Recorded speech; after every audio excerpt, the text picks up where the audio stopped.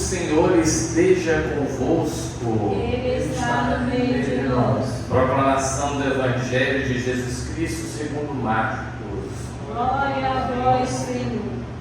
Naquele tempo, começou Pedro a dizer a Jesus: Eis que nós deixamos tudo e te seguimos. Respondeu Jesus: Em verdade vos digo, quem tiver deixado casa, irmãos e irmãs, mãe, pai, filhos, campos por causa de mim do Evangelho, receberá 100 vezes mais agora, durante esta vida, casa, irmãos, irmãs, mães, filhos e campos, com perseguições. E no mundo futuro a vida eterna. Muitos que agora são os primeiros serão os últimos, e muitos que agora são os últimos serão os primeiros. Palavra da salvação. Glória a vós, Senhor. Meus queridos irmãos e irmãs, estamos dentro da 8ª de Pentecostes. Domingo tivemos aquela solene festa na qual celebrávamos o dom do Pai e do Filho que nos fora ofertado, que é o Espírito Santo de Deus. Deste modo, estamos aqui concluindo a revelação da nossa fé una e trina. Una, um só Deus, que se revela em 3 pessoas distintas, o Pai, o Filho e o Espírito Santo. Isso nós vamos celebrar com mais intensidade no próximo domingo, quando nós iremos abrir um segundo bloco do tempo comum. A Trindade é um modelo para a comunidade. Que coisa linda! O Pai, o Filho e o Espírito Santo, sendo distintos em pessoas, vivem em harmonia, em comunhão.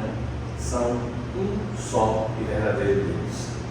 Nesta 8ª de Pentecostes, nós então, com Pedro, nós nos perguntamos vez ou outra: eis que nós deixamos tudo e te seguimos. Jesus então diz: é verdade, deixaram tudo, deixaram casa, irmãos, irmãs, mãe, pai, filhos, por causa dele e do Evangelho. E nós, vai dizer Cristo Jesus, receberemos 100 vezes mais agora, durante esta vida, casa, irmãos, irmãs, mãe, filhos e campos. Só que tem um detalhe, que nesse detalhe nos faz lembrar da cruz, nos faz lembrar de que o Pai nos sustenta e nos faz lembrar que o Espírito Santo nos ajuda a ter essa vida interior sempre acesa. Qual é o detalhe? Receberemos 100 vezes mais agora, durante esta vida, com perseguições. Sim, essa teologia da prosperidade, que infelizmente contaminou tantas pessoas, ao ponto de achar que se eu estou com Deus eu não adoeço, se eu estou com Deus eu tenho um carro do ano, se eu estou com Deus eu tenho uma casa do tamanho do mundo, se eu estou com Deus eu tenho dinheiro de sobra. Isso é uma grave ofensa ao Senhor. A riqueza não é pecado, sobretudo se ela vier de forma lícita. A riqueza não é um mal. As pessoas podem ter e devem ter aquilo que for necessário para bem viver. Sim, ponto. Só que nós não podemos acreditar no mundo ilusório no qual as pessoas pregam para atraírem outros, dizendo: venham, fique comigo que você não terá sofrimento. Isso é mentira. Isso é uma ofensa. A perseguição, os problemas, os desafios, a cruz será presente em nossa vida. São Pedro vai repetir isso. É necessário que neste mundo vocês tenham ainda algumas aflições. É o cadinho do sofrimento, é o crisol, o lugar no qual nós vamos passando. E o que acontece? Vamos amadurecendo.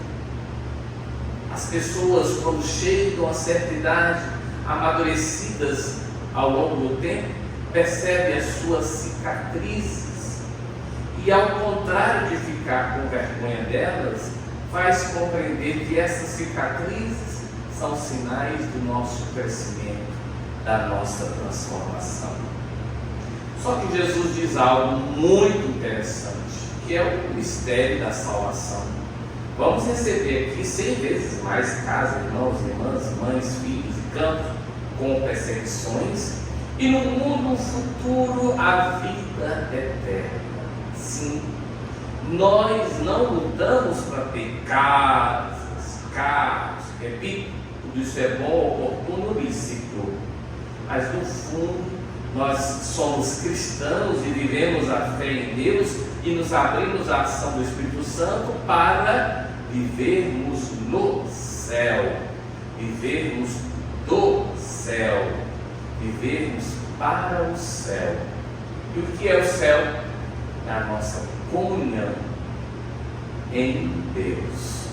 E aí o Senhor vai nos fazer entender que neste mundo nem sempre os primeiros, aliás, o Senhor nos fará compreender que agora os primeiros serão depois os últimos. Quem são os primeiros? Aqueles que colocam sua confiança nas realidades que passam. E ao contrário, os últimos, ou seja, aqueles que lutam contra o espírito do tempo, aqueles que acreditam que o amor a Deus deve vir em primeiro lugar e tudo mais virá para acréscimo, os últimos serão os primeiros. Deus inverte a lógica no mundo para que dessa forma nós possamos reencontrá-lo. Termino convidando no Espírito a fazermos o que diz Santo Inácio de Loyola. Nessa oitava de Pentecostes, aproveitemos o Espírito Santo, mestre da vida interior, e ordenemos nossos amores, de modo que o nosso primeiro amor seja Deus. E aí nós perceberemos que mesmo dando a nós 100 vezes mais nessa vida, mesmo com perseguições, nós perceberemos que Deus não desiste da gente. Louvado seja nosso Senhor Jesus Cristo. Para sempre seja louvado.